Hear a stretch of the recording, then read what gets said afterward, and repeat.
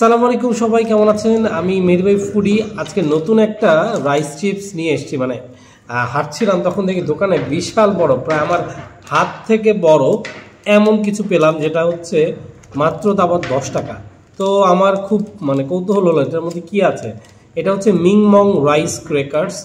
Rice ক্রেকার্সটার দাম 10 টাকা এবং 22 গ্রামের একটা ক্রেকার্স। তো খোলার পর দেখি এটার ভেতরে কি আছে। এত বড় জিনিস 10 টাকা। সো দেখি, ও মাই গড, এই যে রাইস ক্র্যাকার্স, এটা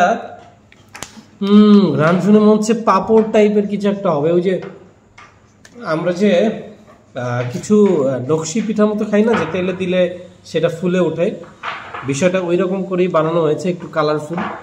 সো আমরা খেয়ে দেখি। বিসমিল্লাহ।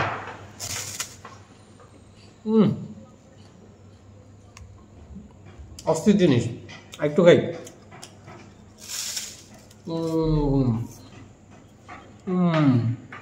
ভাই, এইটা 10 টাকায় পাওয়া যায়, ভাবাই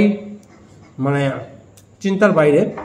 সো এইটা হচ্ছে যেটা বললাম যে পাপড়ের মতো মিষ্টি মিষ্টি এবং খেতে অস্থির। So you should try it. আপনি চাইলে ট্রাই করতে পারেন। থ্যাংক ইউ সবাইকে। আসসালামু আলাইকুম।